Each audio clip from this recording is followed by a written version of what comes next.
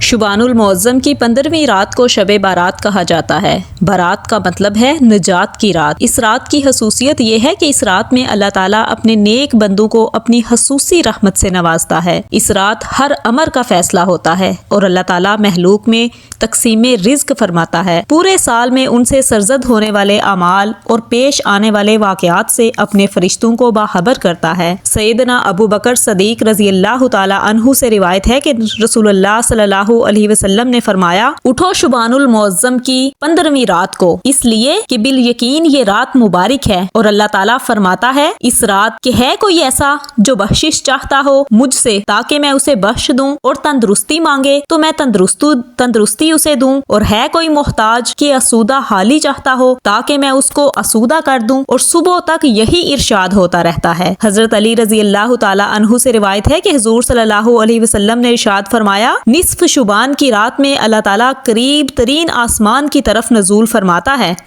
قریب ترین یعنی 7 آسمانوں میں سے جو سب سے قریب ہے زمین کے، اور مشرک اور دل میں کینہ رکھنے والے کو، اور رشتہ داروں سے قطع تعلق کرنے والے اور بدکار عورت کے سوا تمام لوگوں کو بخش دیتا ہے۔ حضرت ابو نصر سے مروی ہے کہ حضرت عائشہ صدیقہ رضی اللہ تعالیٰ عنہما نے فرمایا کہ ایک رات میں نے رسول اللہ صلی اللہ علیہ وسلم کو بستر پر نہیں پایا۔ میں آپ کی تلاش میں گھر سے نکلی، میں نے دیکھا کہ آپ ایک قبرستان میں موجود ہیں اور آپ کا سر آسمان کی جانب اٹھا ہوا ہے۔ حضور صلی اللہ علیہ وسلم نے مجھے دیکھ کر فرمایا، کیا تمہیں اس بات کا اندیشہ ہے کہ اللہ اور اس کا رسول تمہاری حق تلفی کریں گے؟ میں نے عرض کیا، یا رسول اللہ، میرا گمان تو یہی تھا کہ آپ کسی بی بی کے یہاں تشریف لے گئے ہیں۔ حضور صلی اللہ علیہ وسلم نے فرمایا، اللہ تعالیٰ نصف شبان کی رات میں دنیا کے آسمانوں پر جلوہ فرما ہوتا ہے اور بنی کلب کی بکریوں کے بالوں کے برابر سے زیادہ لوگوں کی بخشش فرما دیتا ہے۔ حضرت عائشہ مزید فرماتی ہیں کہ رسول اللہ صلی اللہ علیہ وسلم نے مجھ سے فرمایا، عائشہ، یہ کون سی رات ہے؟ انہوں نے فرمایا، اللہ اور اس کا رسول ہی بخوبی واقف ہیں۔ تو نبی کریم نے فرمایا، یہ نصف شبان کی رات ہے۔ اس رات میں دنیا کے اعمال، بندوں کے اعمال اوپر اٹھائے جاتے ہیں، ان کی پیشی بارگاہ رب العزت میں ہوتی ہے۔ اللہ تعالیٰ اس رات بنی کلب کی بکریوں کے بالوں کی تعداد میں لوگوں کو دوزخ سے آزاد کرتا ہے۔ تو کیا تم آج کی رات مجھے عبادت کی آزادی دیتی ہو؟ میں نے عرض کیا، ضرور۔ پھر آپ نے نماز پڑھی اور قیام میں تخفیف کی، سورہ فاتحہ اور ایک چھوٹی سورت پڑھی، پھر آدھی رات تک آپ سجدے میں رہے، پھر کھڑے ہو کر دوسری رکعت پڑھی اور پہلی رکعت کی طرح اس میں بھی قرات فرمائی، چھوٹی سورت پڑھی، اور پھر آپ سجدے میں چلے گئے۔ یہ سجدہ فجر تک رہا۔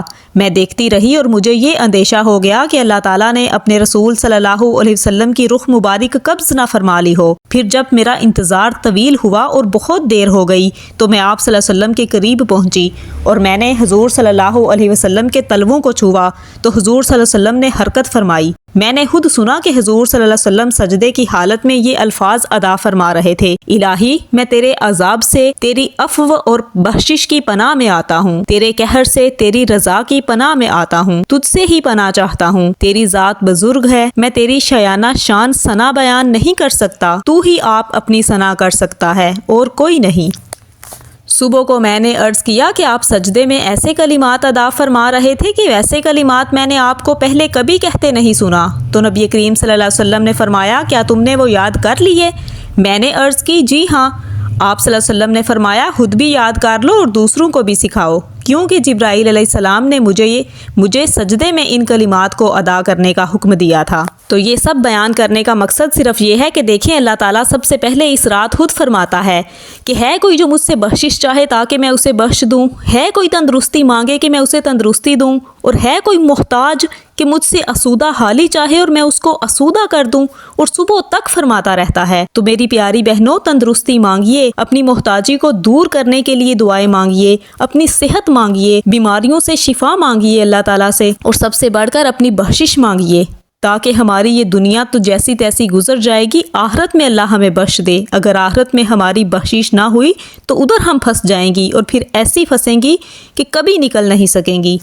اور اس رات صرف ان لوگوں کی بخشش اللہ تعالیٰ نہیں کرتے جو دل میں کینہ رکھتے ہیں۔ اگر آپ کے دل میں کسی کے لیے کینہ ہے تو ابھی توبہ کر لیں اور ابھی اپنے دل کو صاف کر لیں، اور جو رشتہ داروں سے تعلق توڑتے ہیں، اگر آپ ان میں سے ہیں تو ابھی توبہ کر لیں اور رشتہ داروں سے تعلق جوڑنے والی بن جائیں اور بدکار عورت کے سوا۔ اور الحمدللہ ہم سب اپنے اپنے شوہروں کے ساتھ وفادار ہیں، ہم میں سے کوئی بدکار نہیں ہے، اور وہ بندہ جو مشرک ہو، اور ہم الحمدللہ مسلمان ہیں، ہم مسلمانوں کے گھروں میں پیدا ہوئی ہیں، ہم مشرک بھی نہیں ہیں، تو انشاءاللہ اللہ ہماری بخشش فرما دے گا۔ اور اسی طرح جو کلمات نبی کریم نے سجدے میں پڑھے، جو حضرت عائشہ نے سنے، اور نبی کریم نے کہا کہ خود بھی اگر تم نے یاد کر لیے، جب انہوں نے کہا کہ جی ہاں، تو آپ نے کیا فرمایا کہ خود بھی یاد کر لو اور دوسروں کو بھی یہ سکھاؤ، کیونکہ جبرائیل نے یہ کلمات مجھے بتائے ہیں۔ تو وہ کلمات کیا تھے، میں آپ کو ان کا ترجمہ ایک دفعہ پھر بتا دیتی ہوں۔ اردو میں پڑھیں، لیکن پڑھیں ضرور۔